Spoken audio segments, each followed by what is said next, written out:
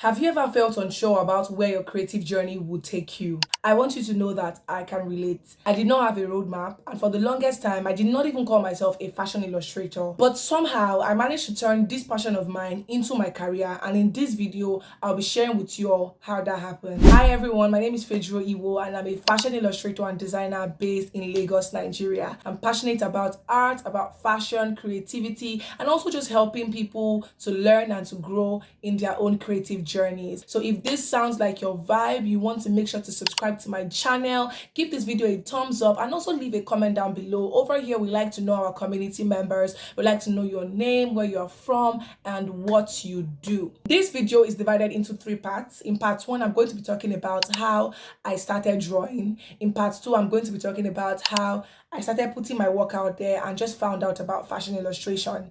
And in part three, I'm going to be talking about how I started finding clients and just got into fashion illustration full time. So without further ado, let's just get right into today's video. My earliest memory of drawing has to be when I was in primary 2. I don't know what that is in other parts of the world, grade, I don't know. But in Nigeria, I was in primary 2 when I started drawing, right? Back then, I would see some seniors in my school, like in older classes, draw, and I just really liked what they were doing, right? I've always been a girl's girl, and they would draw girls, and me, I would just really like the girls that I'm seeing, and I knew that I wanted to do it, so I would just try to draw, even if it didn't look as good as what my seniors were drawing, but I would just keep on doing it because it made me happy and I liked it. So I was that kid that used to draw in her notebooks, her textbooks. I was that girl. I was always drawing everywhere. I would draw on the wall. My teacher would punish me, my class teacher, she would punish me, and I would kneel down and be drawing on the wall. I was that child. So yeah, that was my earliest memory of drawing, and I just kept on doing it. I kept on drawing. I remember one thing that used to inspire me and inspire my creativity as a child is the cartoons that I used to watch. So I watched a lot of girly cartoons like Powerpuff Girls, Wings Club, Totally Spies. These cartoons just really influenced my creativity. It really influenced my art. So especially Totally Spies. I remember Totally Spies, in every episode they would change the outfit of the girls, and they were really fashionable girls. I remember the first episode of Totally Spies, Alex was in like a fashion store, I think so. So yeah, I it just really inspired me. I liked what I was seeing on TV. The girls were looking good. The art style was just amazing. I also remember that back then I didn't have a lot of access to good art supplies because I lived in like a remote part of Nigeria, Ogun State. So we didn't really, back then we didn't really have a lot of stores that had like art supplies, color pencils, sketchbooks. So I was very limited in what I was using to draw. Like I said before, I used to draw in my notebooks and my textbooks, right? But then a major change came when my parents decided to change my high school when I was about 10 years old, 11 years old. So my parents changed my high school, and had moved to another part of Nigeria, which is Yaba, Lagos. And if you know Yaba, Lagos, you know that Yaba is more open, is more exposed. There are a lot of stores there. You can get there are a lot of markets there actually. You can get a lot of things from Yaba, Lagos. So I was coming from a school where I had like 15, 20 classmates, to a school where I had 60 classmates in just my arm, and in my entire set I had like 600 girls in the same class with me, right? We were that much. So because I was in this kind of space, I got to have a lot of friends. I made new friends, and I had access to art supplies. Why I spoke about having new friends is because my friends played a major role in getting me to where I am today. I remember when I'd gone to Queen's College, and these girls would see my art, my illustrations, and they would just keep telling me, oh, what you're doing is so good, it's so pretty. They might not talk to me normally, they might not be my friends normally, but once they see an illustration that I've made, an outfit, they are just going to keep going on and on about how pretty it is. If I need any support to like do better, they would offer it to me, right? Those were the kind of girls I had around me growing up in high school, and I'm so grateful for them. Also with the art supplies, I was a body, I could not go out to buy stuff, but I could send some of my friends that are day students to help me get certain art supplies. I also remember being gifted with a lot of art supplies for my friends. My friends were just very supportive, truly, and this is a big shout out to all my friends from Queen's College. So a major shift for me in my fashion illustration journey was in, I think, SS2. I think I was about 14 or 15 years old. It just dawned on me that I'm actually really good at this thing that I do. It just dawned on me that this thing that people are always saying, it's so fine, your drawing is so fine, your illustration looks so pretty. There's something here for you. So I opened an Instagram account and I started putting my artwork on Instagram. Truth be told, back then I did not even know that what I was doing was fashion illustration. I was only drawing clothes. I love to draw outfits, fashion. It made me come alive. So I was just doing fashion, right?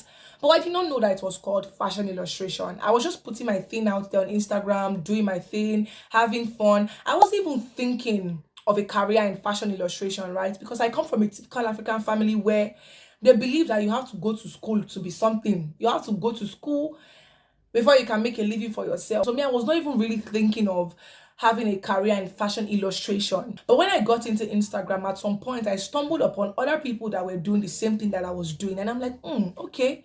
Because at first I thought it was only me. I thought it was only me. But then I saw other people doing the same thing. And that was when I got to find out that this thing is actually called fashion illustration.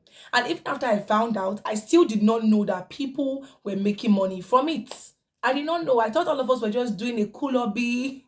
We were just drawing and posting our hobby for everybody to see. Hey, see my talents.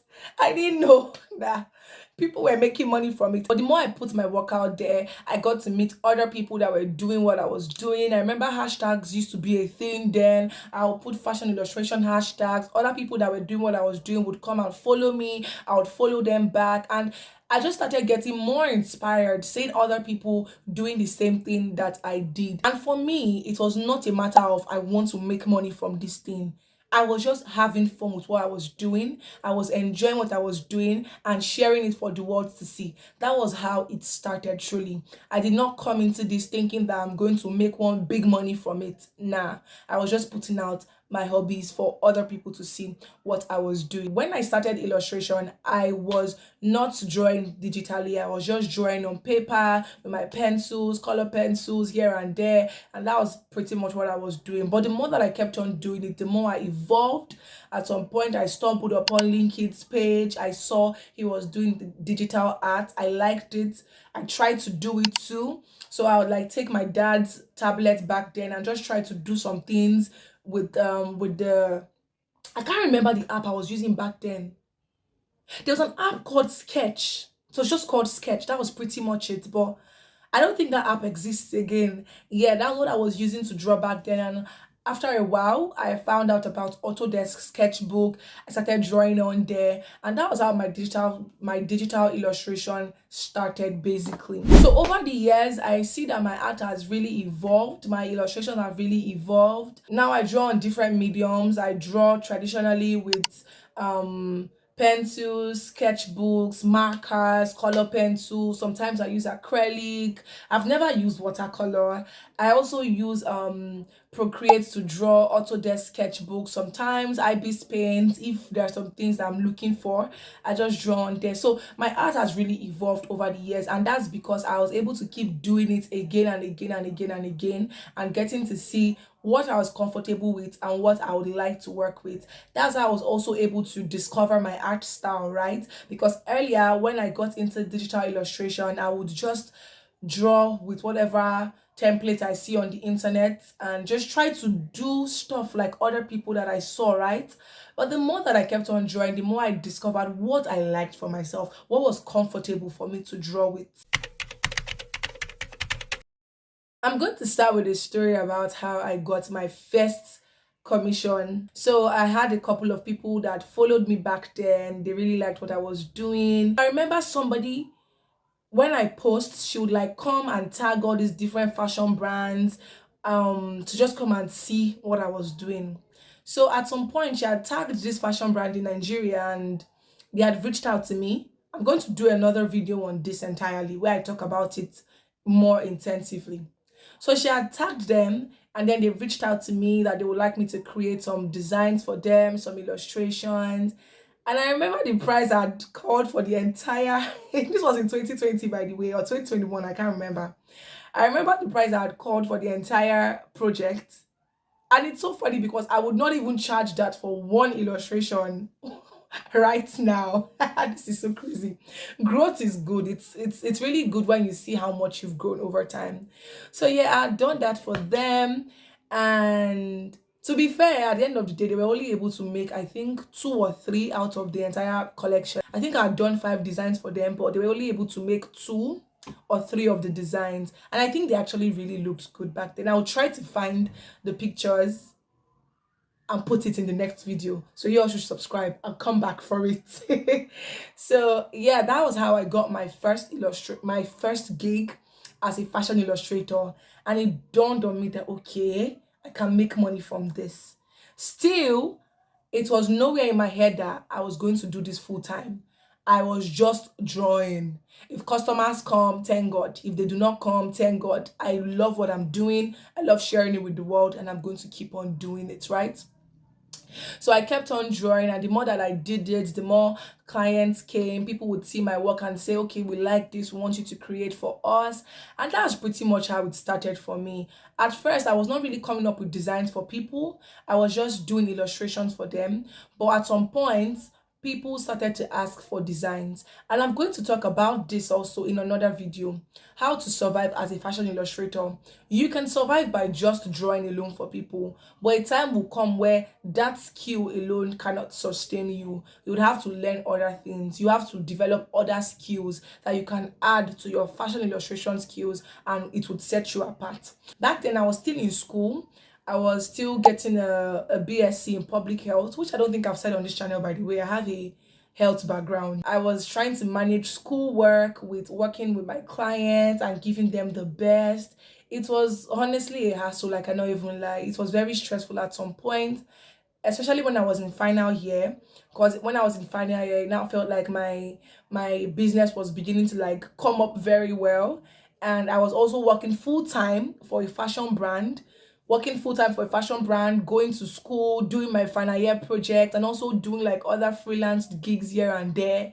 It was very crazy, but I managed to pull it off without allowing any one of these things to suffer. Glory to God. I finally finished school and I got a job. I was working in 9 to 5. And throughout the years that I was working this 9 to 5, I noticed that it took a lot from me. Like I really could not even do much for my fashion illustration business, which is Instinct Illustrations, by the way. I could not do more with it because I was going to work. When I wake up in the morning, get ready for work, go to work, come back in the evening, I'm just so tired and stressed. Coupled with Lagos traffic and everything, I will just be so tired when I get back home. All I can just do is get ready for tomorrow's work again. That was pretty much the kind of life that I was living. And I'm a very spiritual person. So it's got to a point where I felt like God was giving me a nudging to focus on fashion illustration full time, or fashion in general full time, because truth be told, I do not only do fashion illustration. So it felt like God was pushing me to like focus on fashion more. Like, girl, there's something here for you. I've put this talent in you for a reason. I need you to like build on this, right? So I quit my 9 to 5, and then I got into fashion illustration full time. If I'm being honest, it was very scary. I cannot even lie to you. I was very scared because if you work a 9 to 5, at least you know that you get paid at the end of the month. Even if you do well, you don't do well, you get paid at the end of the month. But with freelance, with running a creative business, it's not like that. There are some months that you will not have any clients. So what are you going to do in those months, right? So I was pretty much scared that how is this going to happen? But like I said again, I'm very spiritual. I trust in the Lord. So if God tells me to do something, I go ahead and I get it done. With his help, I was able to step out of the 9 to 5, and I started focusing on my illustration business full time. And this happened last year in, I think, November. Yeah, it happened in November last year. From November to this time, as at the time I'm making this video, it is May. I've been doing pretty well. So before I end this video, I just wanted to quickly highlight that having a career in fashion illustration is not as easy or as glamorous as you might think that it is. Truly, I believe that there is no work that is easy to do. There's no work that you just show up and do the bare minimum and you get plenty money. It's a kind of work where you have to keep growing, you have to keep learning, and you have to put in the work before you would see the kind of results that you want to see. Looking back now, I never imagined that something that I was just doing for fun or to just pass time back then would be what I would be using to make a living for myself. So if you're also in that place where you're unsure of where your creativity will take you, my advice to you is to just keep showing up.